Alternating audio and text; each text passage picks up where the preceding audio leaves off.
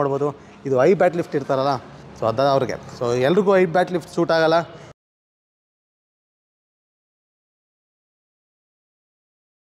I bat lift, low bat lift decide ಮಾಡ್ಕೊಳ್ಳೋದು ನಮ್ಮ ಕೈ ಎಷ್ಟು ಫಾಸ್ಟಾಗಿ ಅಥವಾ ಎಷ್ಟು ಸ್ಲೋ ಆಗಿದ್ರೆ, ಸೊ ಹೇಗೆ ಈ ರೀತಿ ಯೂಸ್ ಮಾಡ್ಕೋಬೇಕು ಅನ್ನೋದ್ರ ಮೇಲೆ ಡಿಪೆಂಡ್ ಆಗೋದು ಈ ಐ ಬ್ಯಾಟ್ ಲಿಫ್ಟು ಅಥವಾ ಲೋ ಬ್ಯಾಟ್ ಲಿಫ್ಟು. 6 ಗಂಟೆ ಆಯಿತು, ಆನ್ಲೈನ್ ಕ್ರಿಕೆಟ್ ಕೋಚಿಂಗ್ ಸ್ಟಾರ್ಟ್ ಆಯಿತು. ರೆಡಿನಾ? Welcome back cricket DNA official Instagram page, ಹಾಗೆ next level pro cricket YouTube ಚಾನಲಲ್ಲಿ ಒಟ್ಟಾಗಿ ಬರ್ತಿರುವಂಥ ಬ್ಯಾಟಿಂಗ್ ಮಾಸ್ಟರ್ ಕ್ಲಾಸ್ಗೆ ನಿಮಗೆಲ್ಲರಿಗೂ ವೆಲ್ಕಮ್. ಸ್ಟ್ರಿಕ್ಟ್ಲಿ ವಾರ್ನಿಂಗ್ ಇದು. ಸೊ ನೀವೇನಾದರೂ ಇದು ಫಸ್ಟ್ ಟೈಮ್ ನಿಮಗೆ ಈ ವಿಡಿಯೋ ಸಿಗ್ತಿದೆ ಅಂದರೆ, ಸೊ ಆಲ್ರೆಡಿ ನಮ್ಮದು 4 ಸ್ಟೆಪ್ಸ್ಗೆ ಬಂದಿದ್ದೀವಿ. ಕಂಪ್ಲೀಟಾಗಿ 0ಇಂದ ಸ್ಕ್ರ್ಯಾಚಿಂದ ನೀವು ಕ್ರಿಕೆಟ್ ಕಲಿಬೇಕು. ಅರ್ಜೆಂಟ್ ಮಾಡಿಬಿಡಿ, ದಯವಿಟ್ಟು ಆ ವಿಡಿಯೋ ಮುಖಾಂತರ ಸೊ ಸ್ಟೆಪ್ ಬೈ ಸ್ಟೆಪ್ ಆಗಿ ಕಲೀರಿ. ಅದೇ ಬೆಸ್ಟ್ ವೇ ನಿಮಗೆ ಮುಂದೆ ಹೆಲ್ಪ್ ಆಗೋಂಥದ್ದು. ಪ್ರತಿಯೊಂದು ಇಂಪಾರ್ಟೆಂಟ್ ಆಗುತ್ತೆ. ಫಸ್ಟ್ ಡೇ ಏನು ಕಲ್ತ್ವಿ ಅಂದರೆ ನಮ್ಮ ಟಾಪ್ ಆ್ಯಂಡ್ ಇಂಪಾರ್ಟೆನ್ಸು ಗ್ರಿಪ್ ಹೇಗೆ ಇಟ್ಕೋಬೇಕು, ಹೇಗೆ ವರ್ಕ್ ಆಗಬೇಕು ಅಂತ. ಸೊ ಸೆಕೆಂಡ್ ಸ್ಟೆಪ್ಪಲ್ಲಿ ಸೆಕೆಂಡ್ ಡೇ ನಾವು ಬಾಟಮ್ ಹ್ಯಾಂಡು ಹೇಗೆ ಇಟ್ಕೋಬೇಕು, ಎಷ್ಟು ಥರ ಗ್ರಿಪ್ ಇದೆ, ಯಾವ ರೀತಿ ಟ್ರೈನಿಂಗ್ ಮಾಡಬೇಕು ಅಂತ ಕಲ್ತಿದ್ವಿ. ಸೊ ಹಾಗೆ ಥರ್ಡ್ ಡೇ 2 ಕೈ ಕಾಂಬಿನೇಷನಲ್ಲಿ, ಸೊ 2 ಕೈನ ಇಟ್ಕೊಂಡು ಸೊ ಹೇಗೆ ಪ್ರಾಕ್ಟೀಸ್ ಮಾಡಬೇಕು, ಅದ್ರದ್ದು ಇಂಪಾರ್ಟೆನ್ಸ್ ಏನು ಅದನ್ನು ತಿಳ್ಕೊಂಡಿದ್ವಿ. ಸೊ 4th ಡೇಲಿ ಅಥವಾ 4th ಸ್ಟೆಪ್ಪಲ್ಲಿ ನಾವು ನಮ್ಮ ಸ್ಟ್ಯಾನ್ಸ್ ಬಗ್ಗೆ ತಿಳ್ಕೊಂಡ್ವಿ, ಯಾವ ರೀತಿ ನಿಂತ್ಕೋಬೇಕು ಅನ್ನೋದು. ಸೊ ಇವತ್ತು ನಾವು ಹೋಗ್ತಿರೋದು ಸ್ಟೆಪ್ ಬಗ್ಗೆ. ಸೊ ಮುಂದೆ ಹೇಗೆ ಸ್ಟೆಪ್ ತೊಗೋತೀವಿ, ಸ್ಟ್ಯಾನ್ಸ್ ಆದಮೇಲೆ ಸ್ಟೆಪ್ ಹೇಗೆ ತೊಗೋತೀವಿ ಅನ್ನೋದು. ಸೊ ಸ್ಟೆಪ್ ಏನು, ನಮ್ಮ ಬಾಲ್ ಲೈನ್ಗೆ ನಮ್ಮ ಫ್ರಂಟ್ ಫುಟ್ನ ತೊಗೊಂಡೋಗೋವಂಥದ್ದು, ಅಥವಾ ಬ್ಯಾಕ್ ಫುಟ್ಗೆ ನಮ್ಮ ಫೀಟ್ನ ಹೇಗೆ ಯೂಸ್ ಮಾಡ್ಕೋತೀವಿ ಅನ್ನೋದು ಫುಟ್ ವರ್ಕು ಅಥವಾ ಸ್ಟೆಪ್ಸು. ಸೊ ಇಲ್ಲಿ ಇದನ್ನು ಟ್ರೈನಿಂಗ್ ಮಾಡೋದು ನಾವು ಮೊದಲು ಥರ ಸ್ಟ್ಯಾನ್ಸ್ ತೊಗೋಬೇಕು. ಸೊ ಅದೆಲ್ಲ ಮಸಲ್ ಮೆಮರಿ ಕೂರೋಕ್ಕೆ. ಮತ್ತು ನಾವು ಸ್ಟ್ರಿಕ್ಟ್ ಆಗಿರೋದು ತುಂಬ ಇಂಪಾರ್ಟೆಂಟು. ಕಲಿಬೇಕಾದ್ರೆ ಆ ಕಲಿಯೋ ಡಿಸಿಪ್ಲಿನ್ ಅನ್ನೋದೇ ಅದು. ಸೊ ಎಲ್ಲ ಮೊನ್ನೆ ಏನು ಪ್ರಾಕ್ಟೀಸ್ ಮಾಡಿದ್ವಿ ಇದೇ ರೀತಿ ತೊಗೊಂಡು ಇಲ್ಲಿ ಸ್ಟೆಪ್ಗೆ ಹೋಗ್ತಿರೋದು. ಸ್ಟೆಪ್ಪಲ್ಲಿ ಫಸ್ಟ್ ಪಾಯಿಂಟ್ ಏನು ಅಂದರೆ step and bat lift together. ಎಲ್ಲೇ ಇರಲಿ, ಯಾವುದೇ ಲೈನ್ಗಿರಲಿ, step and bat lift together. So ಸೈಡಿಂದ ನೋಡ್ಕೊಳ್ಳಿ, ಏನು ಸ್ಟೆಪ್ ಆ್ಯಂಡ್ ಬ್ಯಾಟ್ ಲಿಫ್ಟು, ಕಾಲು ಮುಂದೆ ಹೋಗ್ತಿದೆ, ಬ್ಯಾಟ್ ಮೇಲೆ ಹೋಗ್ತಿದೆ. ಸೊ ಇಲ್ಲಿ ನಾನು ಶೋಲ್ಡರ್ ನೋಡ್ಬೋದು, ಆಟೋಮೆಟಿಕ್ ಡಿಪ್ ಆಗುತ್ತೆ. ಇನ್ ಕೇಸ್ ನಾನೇನಾದರೂ ಸ್ಟೆಪ್ ಫಸ್ಟು ಆಮೇಲೆ ಬ್ಯಾಟ್ ಹಾಕಿದ್ರೆ ಸೊ ಇದು ಕೋರ್ಡಿನೇಷನ್ ಆಗೋಲ್ಲ. ಅಥವಾ ಬ್ಯಾಟ್ ಫಸ್ಟು ಆಮೇಲೆ ಸ್ಟೆಪ್ ಹಾಕಿದ್ರೆ ಒಂದು ರೇಂಜ್ಗೆ ಹೆಲ್ಪ್ ಆಗುತ್ತೆ, ಬಟ್ ಅಗೇನ್ ಇಂಡಿವಿಜುವಲ್ಲು. ಸೊ ಅದು ಬೇಸಿಕ್ ಅಲ್ಲ. ಬೇಸಿಕ್ ಈಗ ಬಂದ್ರೇ ಒಂದು ಇದಾಗುತ್ತೆ. ಇದು ಬೇಕಾದ್ರೆ ಆಲ್ಟ್ರ್ ಮಾಡ್ಬೋದು. ಇದು ಐ ಬ್ಯಾಟ್ ಲಿಫ್ಟ್ ಇರ್ತಾರಲ್ಲ, ಸೊ ಅದು ಅವ್ರಿಗೆ. ಸೊ ಎಲ್ರಿಗೂ ಐ ಬ್ಯಾಟ್ ಲಿಫ್ಟ್ ಸೂಟ್ ಆಗೋಲ್ಲ.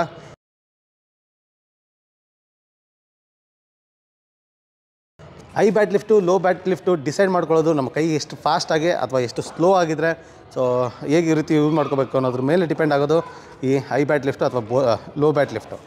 ಸೊ ಇದು ಬೇಸಿಕ್ ಅಲ್ಲ, ಆಲ್ಟ್ರೇಷನ್ ಖಂಡಿತ ಮಾಡ್ಬೋದು ಅದರಲ್ಲಿ. ಬಟ್ ಬೇಸಿಕ್ ಏನು, ನಮಗೆ ಇಲ್ಲಿಂದ step and bat lift together. First ನಾವು ಟ್ರೈನ್ ಮಾಡಬೇಕಾಗಿರೋದು ಸ್ಟ್ರೈಟ್ ಲೈನ್. ಸೊ ಈ ಥರ ಒಂದು ಸ್ಟ್ರೈಟ್ ಲೈನ್ ಮಾಡ್ಕೊಳ್ಳಿ. ಸ್ಕ್ರೀಸಿಗೆ ಬನ್ನಿ, ಒಂದು ಸ್ಟ್ರೈಟ್ ಲೈನ್ಗೆ, ಇಲ್ಲಿಂದ ಸ್ಟೆಪ್ ಆ್ಯಂಡ್ ಬ್ಯಾಟ್ ಲಿಫ್ಟ್.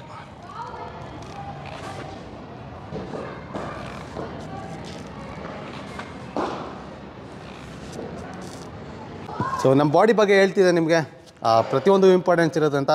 ಹಾಗೆ ನಮ್ಮ ಫುಟ್ಟಲ್ಲಿ ನಮ್ಮ ಟೋ ಪಾಯಿಂಟಿಂಗು ನಾವು ಏನಕ್ಕೆ ಇಂಪಾರ್ಟೆಂಟ್ ಅಂದರೆ, ನಮ್ಮ ಟೋ ಎಲ್ಲಿ ಪಾಯಿಂಟ್ ಆಗ್ತಿರುತ್ತೋ ಬಿಗ್ ಟೋ ಅಂತೀವಿ, ಅದು ಬಿಗ್ ಟೋ ಅಂತೀವಿ, ಹೆಬ್ಬೆಟ್ಟು. ಆ ಹೆಬ್ಬೆಟ್ಟು ಎಲ್ಲಿ ಪಾಯಿಂಟ್ ಆಗ್ತಿರುತ್ತೋ ಅಲ್ಲಿ ನಮಗೆ ನೀ ಪಾಯಿಂಟಿಂಗ್ ಇರುತ್ತೆ. ನಮಗೆ ಇಲ್ಲಿ ಕಾಲು ಹಾಕ್ಕೊಂಡು ಹಿಂಗೆ ಹೋದರೆ ಆಗಲ್ಲ, ಅಥವಾ ಕಾಲು ಈ ಕಡೆ ಪಾಯಿಂಟ್ ಆಗ್ತಿದೆ, ಮಂಡಿ ಈ ಕಡೆ ಹೋಗ್ತಿದೆ ಅಂದರೆ ಬ್ಯಾಲೆನ್ಸ್ ಸಿಗೋಲ್ಲ. ಸೊ ಇಲ್ಲಿ ಕೋರ್ಡಿನೇಷನ್ನು ಅಥವಾ ಬಾಡಿ ಅಲೈನ್ಮೆಂಟು ಅಂತ ಬಂದರೆ ಫ್ರಂಟ್ ಫುಟ್ಗೆ ಅದು ಬಿಗ್ ಟೋ ಎಲ್ಲಿರುತ್ತೋ ಅಲ್ಲಿ ನಮಗೆ ನೀ ಮೂವ್ಮೆಂಟು ಈಸಿ ಆಗುತ್ತೆ. ಸೊ ಇಲ್ಲಿ ಕಷ್ಟ ಆಗೋಗುತ್ತೆ. ಸೊ ಅದಕ್ಕೆ ಆ ಬಿಗ್ ಟೋ ತುಂಬಾ ಇಂಪಾರ್ಟೆಂಟು, ಹೆಬ್ಬೆಟ್ಟು. ಸೊ ಅದನ್ನೇ ನಿಮಗೆ ಅವತ್ತು ಕೂಡ ಹೇಳಿದ್ದು, ನಮಗೆ ಇಲ್ಲಿ ಕೂಡ ತುಂಬ ಮ್ಯಾಟ್ರ್ ಆಗುತ್ತೆ. ಎಸ್ಪೆಷಲಿ ಫಾಸ್ಟ್ ಬೌಲರ್ಸ್ಗೆಲ್ಲ ಆಡಬೇಕಾದ್ರೆ ಪ್ರತಿಯೊಂದು, ಈಗ ಇಮ್ಯಾಜಿನ್ ಮಾಡ್ಕೊಳ್ಳಿ, ಟೋ ಏನಾದರೂ ಈ ಕಡೆ ಪಾಯಿಂಟ್ ಆಗ್ತಿದೆ ಕವರ್ಸ್ಗೆ, ನಾನು ಲೆಗ್ ಸೈಡ್ ಆಡಬೇಕು ಅಂದರೆ ನಾನು ಅಕ್ರಾಸ್ ಆಡ್ತೀನಿ, ಇಲ್ಲಿ ಬ್ಯಾಟ್ ಬರೋದಕ್ಕೆ ಜಾಗನೇ ಸಿಗೋಲ್ಲ. ಸೊ ಅದಕ್ಕಾಗಿ ಆನ್ ಸೈಡ್ ಆಡಬೇಕು ಅಂದರೆ ಏನು ಹೇಗಿರಬೇಕು, ಕಾಲು ಈ ಥರ ಓಪನ್ ಆಗಿರ್ಬೇಕು. ಇಲ್ಲಿ ಓಪನ್ ಆದಕ್ಕೆ ನನಗೆ ಬ್ಯಾಟ್ ಫ್ಲೋ ಬರೋದಕ್ಕೆ ಸೊ ಈಸಿ ಆಗುತ್ತೆ, ನನಗೆ ಅಲ್ಲಿ ಲೈನು ಖಂಡಿತ ಸಿಗುತ್ತೆ. ಸೊ ಅಷ್ಟೊಂದು ಇಂಪಾರ್ಟೆನ್ಸ್ ಇರುತ್ತೆ, ಡೀಟೇಲಿಂಗ್ ಇರುತ್ತೆ. ಮುಂದೆ ಹೋಗ್ತಾ ಬಾಲು ಲಾಸ್ಟ್ ಮೂಮೆಂಟಲ್ಲಿ ಮೂವ್ ಆಗುತ್ತೆ. ಸೊ ಅದಕ್ಕೆ ಹೇಳ್ತಾ ಇರೋದು, ಸೊ ಈಗಲಿಂದನೇ ಸ್ಟ್ರಿಕ್ಟಾಗಿ ಕಲೀರಿ ಅಂತ. ಸೊ ಫಸ್ಟ್ ನಾವು ಹೋಗ್ತಿರೋದು straight, bat and step and bat lift together. Toe big toe ಯಾವ ಕಡೆ ಹೋಗುತ್ತೆ ಅದೇ ಕಡೆ ನಮ್ಮ ನೀ ಕೂಡ ಹೋಗುತ್ತೆ.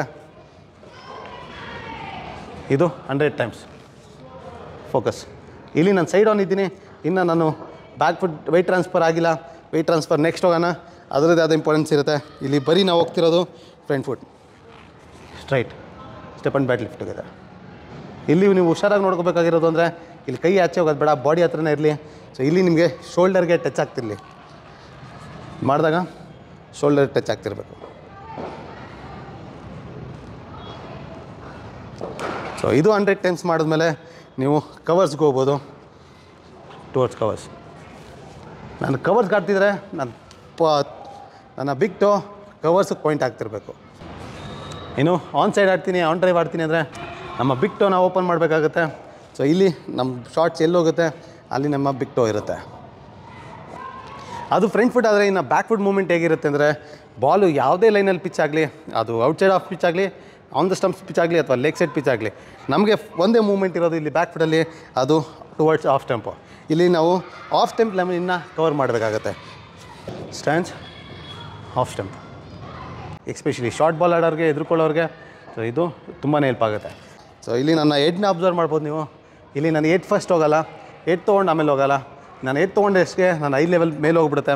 ಸೊ ಈ ಕಡೆಯಿಂದ ಅಬ್ಸರ್ವ್ ಮಾಡಿ, ನಂದು ಏನಾರು ಹೆಡ್ ಹೋಯ್ತು ಅಂದರೆ ನನ್ನ ತಲೆ ಈಗ ಐ ಲೈನ್ ಇಲ್ಲಿ ಹೋಗ್ತಿದೆ. ಈ ಲೈನಲ್ಲಿ ಹೋಯ್ತು ಅಂದರೆ ನಾನು ಯಾವುದೇ ಕಾರಣಕ್ಕೂ ಆ ಬಾಲ್ ನೋಡೋ ಸ್ಟೇಜಲ್ಲಿ ಇಲ್ಲವೇ ಇಲ್ಲ. ಸೊ ಇಲ್ಲಿ ನಮಗೆ ಎಕ್ಸ್ಪೆಷಲಿ ಶಾರ್ಟ್ ಬಾಲ್ ಆಡೋರಿಗೆ, ಎದುರ್ಕೊಳ್ಳೋರಿಗೆ ಸೊ ಇದು ತುಂಬಾ ಹೆಲ್ಪ್ ಆಗುತ್ತೆ. ತಲೆ ಇಲ್ಲೇ ಇರುತ್ತೆ, ಕಾಲು ಹೋಗುತ್ತೆ ಫಸ್ಟು, ಆಮೇಲೆ ಲಾಸ್ಟಲ್ಲಿ ಬರೋದು ತಲೆ.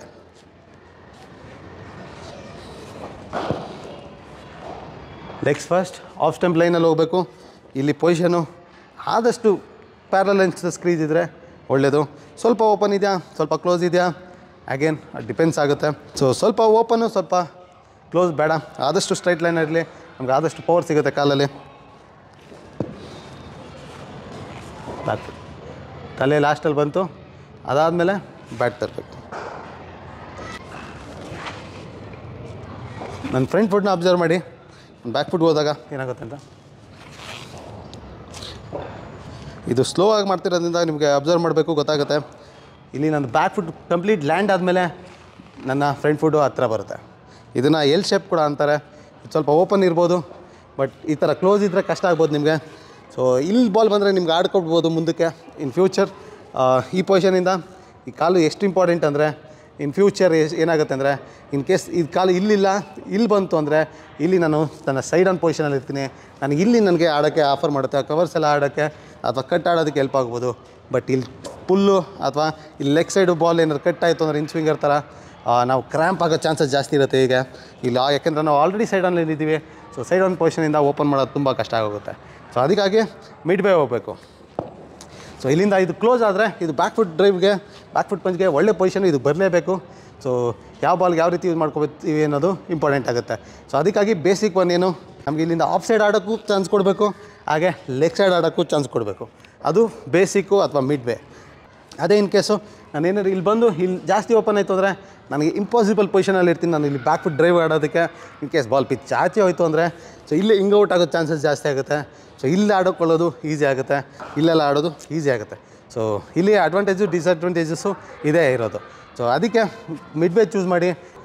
ಬಿಗಿನಿಂಗ್ ಸ್ಟೇಜಸಲ್ಲಿ ನೀವು ಆವಾಗ ಬೇಕಾದ್ರೆ ಅಡ್ಜಸ್ಟ್ ಮಾಡ್ಕೊ. ಬ್ಯಾಕ್ ಫುಟ್ ಡ್ರೈವ್ ಹೋಗ್ಬೇಕು ಅಂದರೆ ಹೀಗೆ ಹೋಗಿ ಬ್ಯಾಕ್ ಫುಟ್ ಡ್ರೈವ್ಗೆ ಆಡ್ತೀರಾ, ಒಂದು ಕಲ್ತ ಮೇಲೆ ಅದೆಲ್ಲ ಆಟೋಮೆಟಿಕ್ಕಾಗಿ ಬರುತ್ತೆ. ಹೈಯರ್ ಸ್ಟೇಜ್ ಹೋಗ್ತಾ ಹೈಯರ್ ಸ್ಟೇಜಲ್ಲಿ ಏನಾಗುತ್ತೆ, ನಾವು ಬ್ಯಾಕ್ ಫುಟಲ್ಲಿ ಪ್ರಾಕ್ಟೀಸ್ ಮಾಡಿರ್ತೀವಲ್ಲ, ಎಲ್ಲ ರಿಯಾಕ್ಟ್ ಆಗುತ್ತೆ. ಬಾಲ್ ಹಾಕ್ತಿದ್ದಕ್ಕೆ ಇದೇ ಪೊಸಿಷನ್ ಬಂದು ಇಲ್ಲ ಇರ್ತೀವಿ, ಇಲ್ಲಿ ಸೈಡನ್ನೇ ಮೇಂಟೈನ್ ಮಾಡ್ತೀವಿ. ಹಾಗೆ ಇನ್ ಕೇಸ್ ಲೆಗ್ ಸೈಡ್ ಆಡ್ತಾಯಿದ್ದೀವಿ ಅಂದರೆ ಆಟೋಮೆಟಿಕ್ಕಾಗಿ ಇಲ್ಲಿ ಕ್ಲೋಸ್ ಆಗಿ ಇಲ್ಲ ಆಡ್ತೀವಿ. ಸೊ ಅದಕ್ಕೆ ಈ ಬೇಸಿಕ್ ಪ್ರಾಕ್ಟೀಸ್ ಮಾಡೋದು ತುಂಬ important. First key points practice ಹೇಗೆ ಮಾಡೋದು ತಿಳ್ಕೊಳ್ಳೋಣ, ಆಮೇಲೆ ಚಾಲೆಂಜ್ಗೆ ಹೋಗೋಣ. ಇವತ್ತಿನ ಚಾಲೆಂಜ್ ಏನು ನೋಡೋಣ. ಸೊ ಪ್ರಾಕ್ಟೀಸ್ ಮಾಡೋದು ಸಿಂಪಲ್ಲು. ಅಗೇನ್ ಮತ್ತೆ ಸ್ಟ್ಯಾನ್ಸಿಗೆ ಬರಬೇಕು, ಗ್ರಿಪ್ಪೆಲ್ಲ ಕರೆಕ್ಟಾಗಿ ಚೆಕ್ ಮಾಡ್ಕೋಬೇಕು. First 10 times 5 seconds hold, step and bat lift together.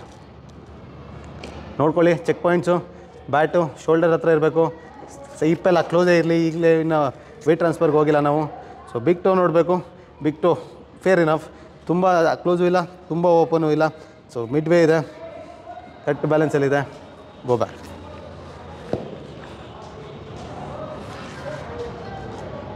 Five seconds, come back. So basic one first ಸ್ಟ್ರೈಟೇ ಮಾಡಿ ಕವರ್ಸ್ಗೆ ಮತ್ತು ಆನ್ ಸೈಡ್ಗೆ. ನೆಕ್ಸ್ಟು ಮುಂದೆ ಟೈಮ್ ಸಿಕ್ಕಿದಾಗ ಹೋಗೋಣ. ಸೊ ಇಲ್ಲಿ ಚಾಲೆಂಜ್ ಏನು ಅಂದರೆ ನಮ್ಮ ಲೋವರ್ ಬಾಡಿ ಕೆಪಾಸಿಟಿನ ಚೆಕ್ ಮಾಡೋದು.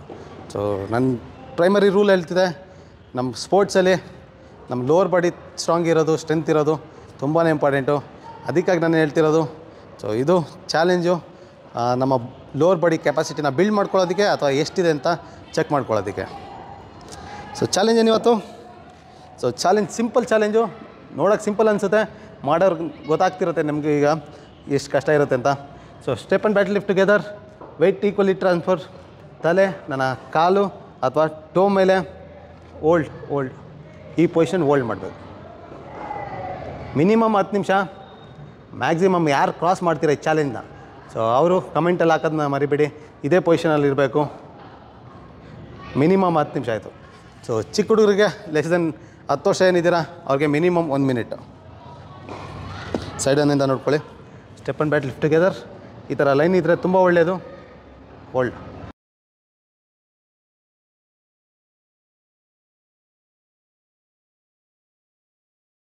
ಇವಾಗ ನೀವು ನನ್ನ ತಲೆ ನೋಡ್ಬೋದು, ಇಲ್ಲಿಲ್ಲ, ಹೋಗ್ತಾ ಹೋಗ್ತಾ ಅಷ್ಟು ಬಾಡಿ ಟಯರ್ಡ್ ಆಗ್ತಾ ಈ ಥರ ಹಿಂದೆ ಹೋಗುತ್ತೆ. ಸೊ ಅದನ್ನು ಕೌಂಟ್ ಮಾಡ್ಕೊಳಕ್ಕೆ ಹೋಗಬೇಡಿ. ಸೊ ಈ ತಲೆ ನಿಮಗೆ ಇಲ್ಲಿ ಈಗ ನೋಡ್ತಾ ಇದ್ದರೆ ನಿಮಗೆ ಈ ಟೋ ಮತ್ತು ಈ ಶೂ ಕಾಣ್ತಿರ್ಬೇಕು. ನೀವು ಮುಂದೆ ನಮ್ಮ ತಲೆ ಇರಬೇಕು. ಈಗ ಮಿನಿಮಮ್ 10 ನಿಮಿಷ, ಮ್ಯಾಕ್ಸಿಮಮ್ ಎಷ್ಟು ಮಾಡ್ತೀರಾ ನೀವು ಕಮೆಂಟಲ್ಲಿ ತಿಳಿಸಿ. ಮಕ್ಕಳಿಗೆ ಮಿನಿಮಮ್ 1 ನಿಮಿಷ ಮಾಡಿ, ಒಳ್ಳೆಯದು. ಸೊ ನಮ್ಮ ಲೋವರ್ ಬಾಡಿ ಸ್ಟ್ರೆಂತು ಆಗ್ತಾ ಇರುತ್ತೆ. ಇಲ್ಲಿ ಮಾಡಾದ್ಮೇಲೆ ಕೂಲ್ ಡೌನ್ ಮಾಡೋದು ಮರಿಬೇಡಿ. ಸೊ ಕೂಲ್ ಡೌನ್ ತುಂಬ ಇಂಪಾರ್ಟೆಂಟ್ ನಮ್ಮ ಬಾಡಿಗೆ. So good luck. ನಾಳೆ ಬೌಲಿಂಗಲ್ಲಿ ಮೀಟ್ ಮಾಡೋಣ. ಹಾಗೆ ನಾಡಿದ್ದು ಮತ್ತೆ ಬ್ಯಾಟಿಂಗಲ್ಲಿ ನಮ್ಮ ಬ್ಯಾಟಿಂಗ್ನ ಇಂಪ್ರೂವ್ ಮಾಡೋದಕ್ಕೆ ನೆಕ್ಸ್ಟ್ ಸ್ಟೆಪ್ಗೆ ಹೋಗೋಣ. ಗುಡ್ ಲಕ್, ಟೇಕ್ ಕೇರ್, ಬಾಡಿನ ಟೇಕ್ ಔಟ್ ಮಾಡಿ. All the best. ಇಗ್ನೋರ್ ಮಾಡೋರು ಮಾಡಲಿ, ಯಾರು ಗುರುದಕ್ಷಿಣೆ ಕಳಿಸ್ತಿದ್ದೀರಾ ನೀವು ಟ್ರಾನ್ಸಾಕ್ಷನ್ ಹಿಸ್ಟ್ರಿನ ಕಾಪಾಡ್ಕೊಳ್ಳಿ, ಮುಂದೆ ಕೆಲಸಕ್ಕೆ ಬಂದರೂ ಬರ್ಬೋದು. ಇದೇ ಆನ್ಲೈನ್ ಕೋಚಿಂಗ್ನ ಈ ಕ್ವಶನ್ ಬರೋಕ್ಕಿಂತ ಮುಂಚೆ ವರ್ಕ್ಶಾಪ್ ಮಾಡಬೇಕು ಅಂತ ಇದ್ದೆ, ಅದು ಪೇಯ್ಡ್ ಆಗಿರ್ತಿತ್ತು. ಈ ಪ್ರಶ್ನೆ ಬಂದಮೇಲೆ ಸ್ವಲ್ಪ ನನಗೆ ರಿಯಲೈಸ್ ಆಯಿತು. ಸೊ ನನಗೂ ಗೊತ್ತು ಕರ್ಮ ಏನು ಕ್ರಿಕೆಟಲ್ಲಿ ಅಂತ. ಸೊ ಅದಕ್ಕಾಗಿ ನಿಮಗೆ ಫ್ರೀಯಾಗಿ ತರ್ತಾ ಇದ್ದೀನಿ. ಫ್ರೀ ಕೋಚಿಂಗು ನಿಮಗೆ ಅವಶ್ಯಕತೆ ಇದ್ದರೆ ಮಾತ್ರ. ಈ ಆಪ್ಷನ್ ಇರೋದು ಫ್ರೀ ಬಗ್ಗೆ ಗೊತ್ತಿರೋರು. ಫ್ರೀಯಾಗಿ ಸಿಗೋದು ಯೂಶಲಿ ಜಾಸ್ತಿ ದಿನ ಬಾಳಿಕೆ ಬರೋಲ್ಲ ಅಥವಾ ನಮಗೆ ಲಾಂಗ್ ಟರ್ಮಲ್ಲಿ ಹೆಲ್ಪ್ ಆಗೋಲ್ಲ. ಸೊ ಕರ್ಮ ಅನ್ನೋದು ಎಲ್ಲದರಲ್ಲೂ ಇದ್ದೇ ಇರುತ್ತೆ. ಸೊ 1000 ರೂಪಾಯಿ ಐಟಮ್ನ 10 ರೂಪಾಯಿ ಕೊಟ್ಟು ಕೊಂಡ್ರು ಅದು ಆಫರ್ ಆಗುತ್ತೆ. ಸೊ ಇಲ್ಲಿ ಫ್ರೀ ಅಂತ ಬರೋಲ್ಲ. ಸೊ ನಿಮ್ಮ ಕೈಲಾದಷ್ಟನ್ನ ನೀವು ಖಂಡಿತ ನೀಡ್ಬೋದು. ಇಲ್ಲಿ ಕೊಟ್ಟಿರೋಂಥ ಸ್ಕ್ಯಾನರ್ಗೆ ಅಥವಾ 8310683252 ನಂಬರ್ಗೆ. ಸೊ ಖಂಡಿತ ನೀವು ನೋಡ್ಕೊಳ್ಳಿ ನಿಮ್ಮ ಕಂಡೀಷನ್ ಹೇಗಿದೆ ಅಂತ. ಸೊ ಪ್ರತಿಯೊಂದು ವೀಡಿಯೋದಲ್ಲಿ ಏನು ಕಲಿತೀರಾ ಈಗ ಸೀರೀಸಲ್ಲಿ, ಸೊ ನಿಮ್ಮ ಕೈಲಾದಷ್ಟು ಎಷ್ಟಾಗುತ್ತೆ, 10 ರೂಪಾಯಿ ಆಗುತ್ತಾ, 20 ರೂಪಾಯಿ ಆಗುತ್ತಾ, 100 ರೂಪಾಯಿ ಆಗುತ್ತಾ, ದೇವರು 1000 ಕೊಟ್ಟಿರೋ ಖಂಡಿತ ಕೊಡಿ, ಬೇಡ ಅಂತ ಖಂಡಿತ ಹೇಳಲ್ಲ. ನೀವು ಇಗ್ನೋರ್ ಮಾಡಿದ್ರು ನಾನು ಕೊಟ್ಟಂಥ ಕಮಿಟ್ಮೆಂಟ್ನ ನಾನು ಇಗ್ನೋರ್ ಮಾಡೋದಿಲ್ಲ. 0 ಇಂದ ಬ್ಯಾಟಿಂಗ್, ಬೌಲಿಂಗ್, ಹಾಗೆ 0 ಇಂದ ಇಂಡಿಯಾ ಆಡೋವರೆಗೂ ಯಾವ್ಯಾವ ಸ್ಟೆಪ್ಗಳಿದೆ ಅದ್ರ ಬಗ್ಗೆ ಎಲ್ಲ ಒಂದು ವೀಡಿಯೋ ಸೀರೀಸ್ನ ಕೊಡ್ತೀನಿ ಅಂತ ಹೇಳಿದೆ. ಅದನ್ನು ಕಂಪ್ಲೀಟ್ ಮಾಡೇ ಮಾಡ್ತೀನಿ.